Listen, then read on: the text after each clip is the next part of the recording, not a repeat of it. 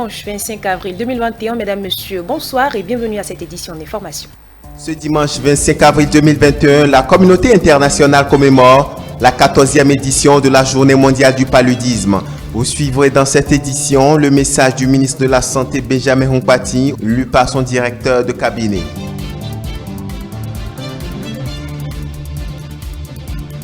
Réunion du bureau politique élargi du parti Mouvement des élites engagées pour l'émancipation du Bénin en abrégé Moël Bénin, couplée avec l'installation des membres du comité de préparation du dossier de candidature du parti aux législatives de 2023.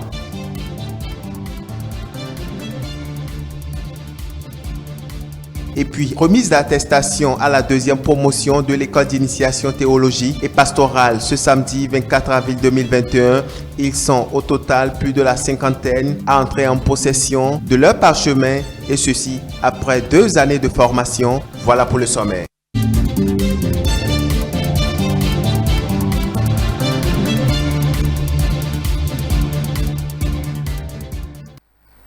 Vous êtes sur E-Télé et vous faites bien. Je vous l'annonçais en titre, la date du 25 avril est dédiée à la commémoration de la Journée mondiale du paludisme. Et pour cette année 2021 qui marque la 14e édition, le ministre de la Santé, Benjamin Hunkpati, par la voix de son directeur de cabinet, a adressé un message à la nation. On suit dans cet extrait la quintessence de son message. Le paludisme reste et demeure un véritable problème de santé publique avec le nombre de cas de pertes en vie humaine, son impact social et économique et par conséquent le retard au développement qu'il occasionne. Voilà en substance le message du ministre de la Santé à la nation dans le cadre de la célébration de la 14e journée mondiale de lutte contre le paludisme. Un message lu par le directeur de cabinet qui résonne comme une alerte en raison de cette commémoration qui tombe dans une période critique où le monde entier est confronté à la pandémie due à la Covid-19. Le thème choisi cette année est Zéro palud, tirer un trait sur le paludisme. Ce thème a été retenu pour l'édition de cette année en partant du principe que chaque cas de paludisme est évitable et chaque décès lié au paludisme est inacceptable. Ce thème nous impose donc à prendre conscience des responsabilités d'abord individuelles puis collectives pour une lutte efficace pouvant inverser les tendances contre cette maladie. Le paludisme, une maladie qui affecte la moitié de la population mondiale selon les chiffres avancés par l'autorité ministérielle. Son impact n'est pas à négliger, a-t-il ajouté. En 2019, selon les données de l'année statistique du ministère de la Santé, 46,1% des consultations et 40,8% des hospitalisations sont dues au paludisme. Il a été enregistré par ailleurs 2 353 cas de paludisme simple confirmés dans la population en général et dont plus de la moitié chez les enfants de moins de 5 ans. 196 034 cas graves ont été également notifiés avec 3 234 cas de décès, dont plus de la moitié également chez les mêmes cibles. Une maladie évitable, c'est d'ailleurs pourquoi le gouvernement s'emploie à assurer à la population une sécurité préventive plus efficace. Je voudrais, au nom du ministre de la Santé, attirer l'attention de la population sur l'adhésion aux différentes méthodes de lutte préconisées par le gouvernement pour réduire l'impact de cette affection. Je veux citer entre autres l'utilisation effective des moustiquaires imprégnes de ceci à longue durée d'action, l'assainissement de notre cadre de vie, le recours rapide aux soins et l'arrêt de l'automédication. L'autre mesure préventive reste la distribution des moustiquaires dans les ménages.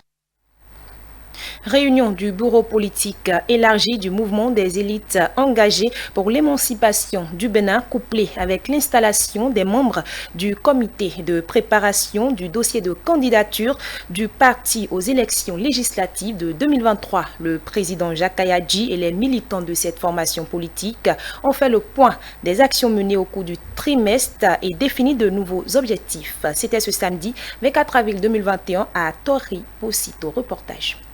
L'heure est au bilan au sein du parti Mouvement des élites engagées pour l'émancipation du Bénin. Autour de leur leader charismatique, les militants, sympathisants et membres des différentes instances de prise de décision de cette formation politique ont passé en revue les actions menées de fin janvier à fin avril 2021. La campagne électorale constitue l'une des activités phares au titre de ce trimestre, 15 jours de ralliement du grand nombre aux idéaux du duo Talon Talata.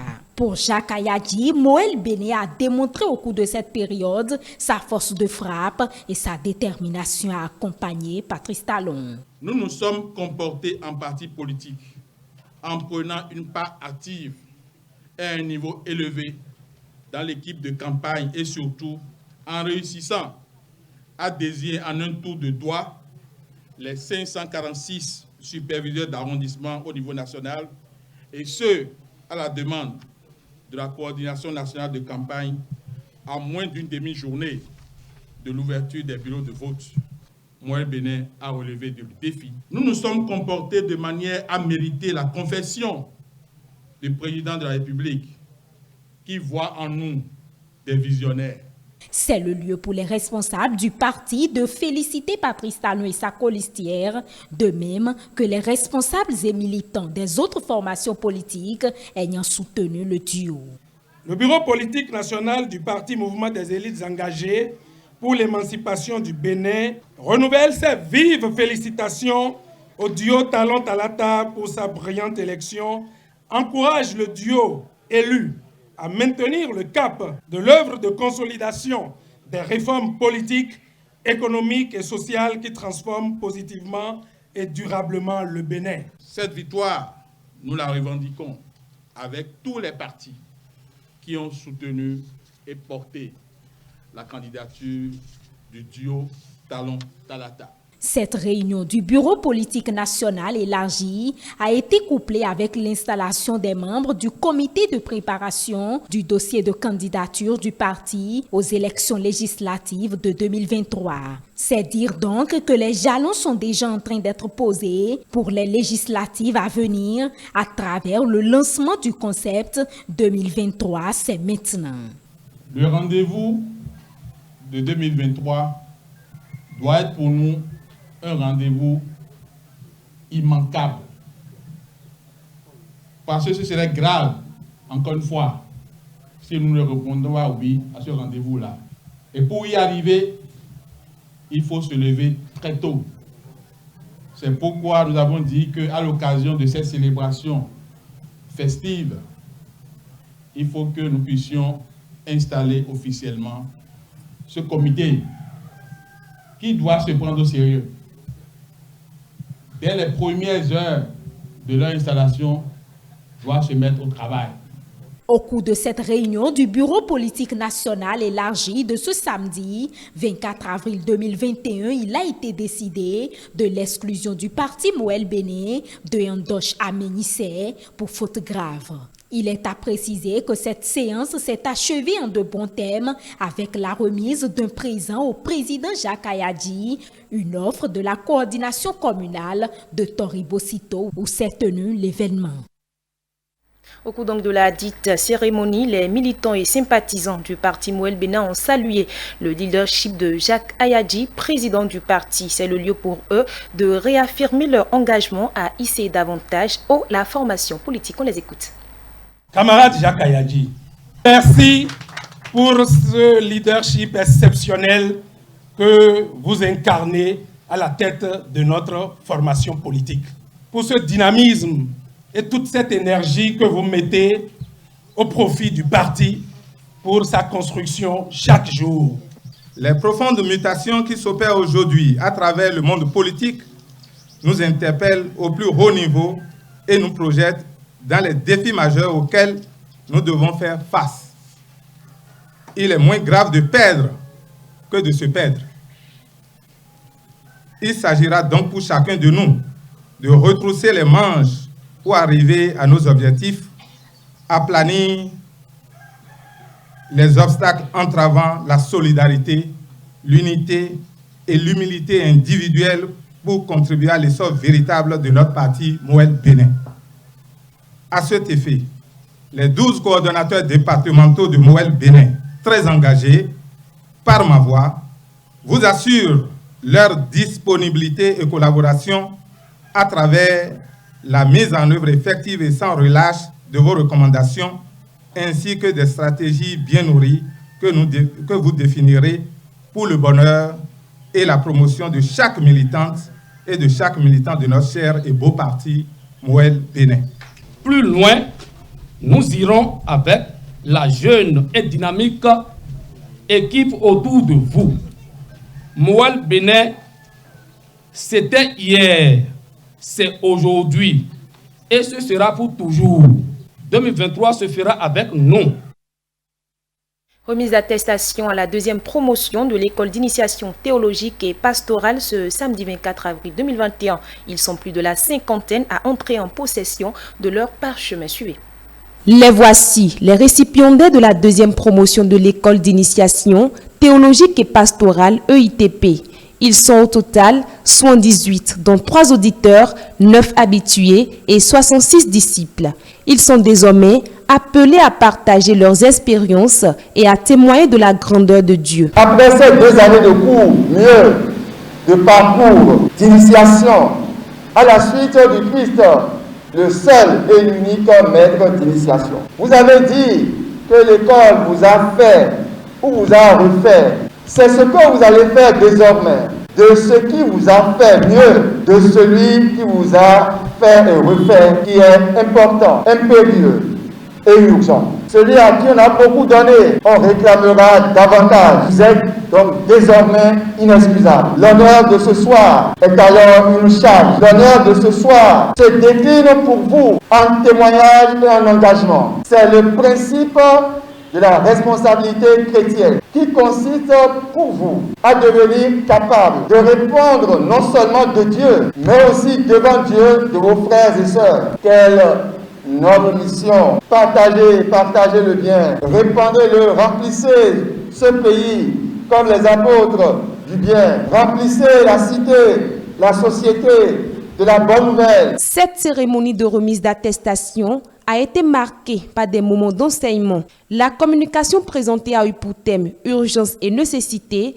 de la formation théologique des fidèles laïcs en Afrique aujourd'hui. La théologie est d'autant plus importante qu'elle renforce d'une part notre foi, qu'elle éclaire de la lumière de la raison et nous met d'autre part à l'abri de la prédation du rationalisme athée et du spiritualisme maléfique qui emporte aujourd'hui dans ses flots beaucoup de croyants devenus leur proie privilégiée. Les récipiendaires ont à leur tour promis de travailler suivant les prescriptions religieuses, occasion pour eux de remercier leurs enseignants. Ces travailleurs de l'ombre pour notre lumière, que nous saluons humblement et remercions du fond du cœur pour leur dévouement.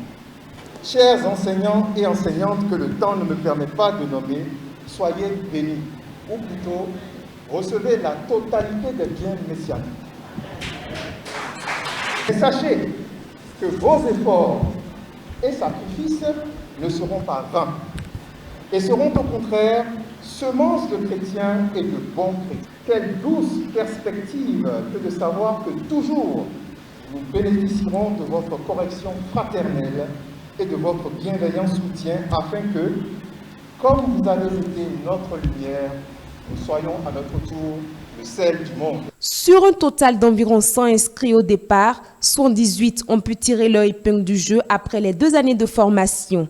La messe de leur envoi en mission est prévue pour dimanche 2 mai 2021.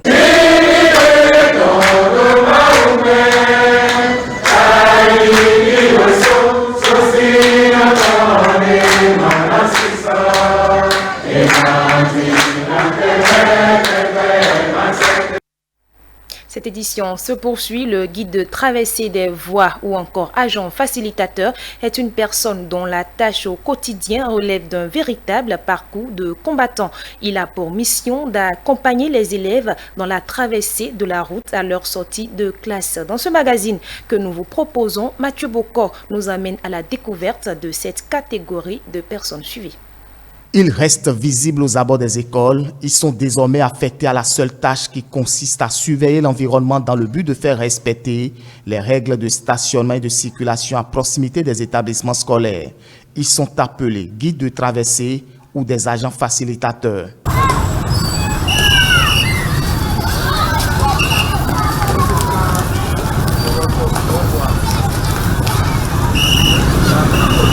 Déjà à partir de 7 heures, quelqu'un se pointe au niveau du grand portail et l'autre se pointe de l'autre côté pour assurer la traversée pour les enfants qui viennent de l'autre quartier.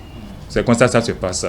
Une organisation mise en place par presque tous les établissements publics que privés pour parer aux imprévus, notamment les accidents de route des écoliers. Une mission dévolue à ces agents, dits facilitateurs, mais qui souvent n'est pas aisée. Certains conducteurs de taxi-moto conduisent à grande vitesse. Parfois, quand nous parvenons à arrêter ces derniers dans leurs élans, certains parmi les motocyclistes, voire de conducteurs de véhicules, n'aiment pas exécuter, ce qui crée du coup une peur dans les rangs des enfants. Conséquence, des cas d'accident sont souvent enregistrés. Mais j'avoue, chez moi, je n'ai pas encore noté un seul cas d'accident. Il y a des Indiens, il y a des Béninois qui ne sont pas normaux.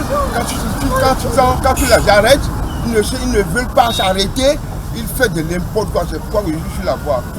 J'aime mon pays, j'aime les enfants. C'est-à-dire quand le feu est au vert, ils sont à une vitesse où quand bien même il y a les panneaux au milieu des voies, ils sont à l'allure où on ne sait pas qu'est-ce que c'est pour traverser le feu ou bien qu'est-ce que... Mais c'est suite à l'accident qu'eux-mêmes, ils remarquent qu'en réalité, il y a les enfants et qu'il y a les panneaux au niveau de la voie.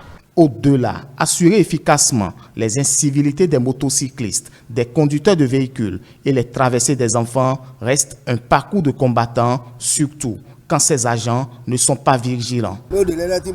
Chez les enfants aussi, le problème se pose. Parfois, on les organise afin de les aider à traverser la voie.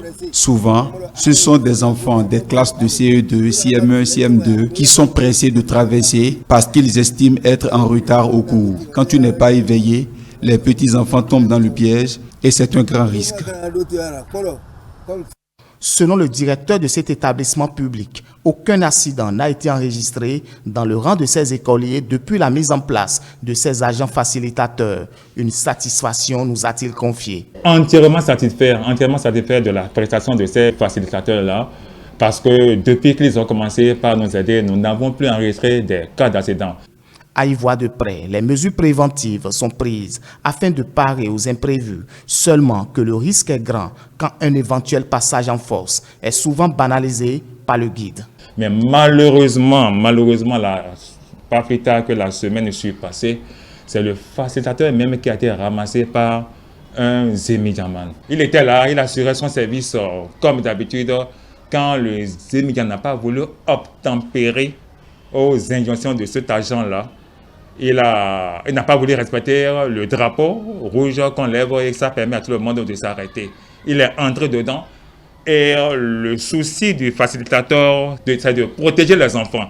Il était en train de protéger les enfants quand le Zémidjan l'a ramassé. C'est donc dire que le degré de risque du métier est grand. Pendant les entrées et les sorties d'école de ces enfants, l'agent facilitateur est souvent partagé entre passion, risque et contrainte. Surtout quand le facilitateur de la voie principale a été victime d'un accident, c'est moi qui ai traversé la voie aux enfants.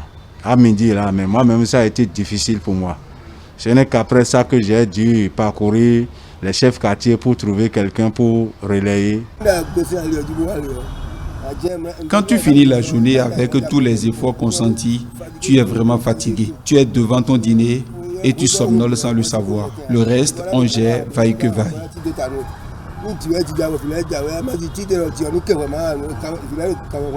Le métier de facilitateur, un job presque méconnu par la population avec ses conséquences, d'où cette invite des uns et des autres. Les parents doivent savoir que nous nous exerçons pour leurs enfants. Nous leur demandons de se rappeler de nous et de ne pas nous oublier parce que nous avons aussi des enfants à nourrir. Et l'autre chose, nous demandons aussi la clémence du DTT pour que s'il y a lieu de mettre des dos d'âne, tout au moins au portail principal, pour qu'on sente réellement que quand il y a le feu au vert, qu'il n'y a plus de vitesse. Motocyclistes, conducteurs de véhicules sont beaucoup interpellés au respect des règles de circulation. Leur accompagnement s'avère donc nécessaire pour parer aux imprévus, car les enfants constituent l'avenir de la nation. Un dernier élément pour mettre fin à cette édition d'information hors de nos frontières. Ce soir, le Nigeria cherche à accroître ses revenus en exportant de l'huile et des produits dérivés de la noix de coco. En 2020, le pays a généré 150 millions de dollars grâce à l'exportation de cette culture et projette de gagner 250 millions de dollars cette année. Suivez. Des dizaines de milliers de noix de coco sont empilées dans ce magasin à Abuja, la capitale du Nigeria. Cette denrée estimée est très recherchée, tant au niveau local qu'international. Étant dans ce secteur depuis plus de 30 ans, Sani Aliyu récolte les bénéfices de la forte demande de ce produit. Je réalise un bénéfice quotidien de plus de 200 000 naira. Le commerce de la noix de coco est lucratif. Je pourrais vendre la cargaison de noix de coco d'un camion en 2 semaines, voire en une seule semaine. Des centaines de milliers de Nigérians gagnent des millions de dollars grâce à la chaîne de valeur de la noix de coco. Pour Rosemary Akwash, ce qui n'était au départ qu'une activité secondaire est à présent devenu sa principale source de revenus. Elle gagne en moyenne 2 000 $ par mois grâce aux produits dérivés de la noix de coco, tels que son huile, sa farine et son eau. Des personnes au Canada, au Royaume-Uni et aux États-Unis m'ont demandé de l'huile de coco et je leur en ai vendu, mais il est en fait possible d'en vendre davantage. Malheureusement, une machine de la taille que j'ai n'a pas cette capacité. Parmi les défis auxquels je suis confrontée, le manque d'équipement est le principal. Ce n'est pas tellement parce que les machines ne sont pas disponibles, mais elles sont assez chères, surtout avec le taux de change. En 2020, le Nigeria a généré un montant record de 150 millions de dollars grâce à l'exportation d'huile de coco et d'autres produits dérivés.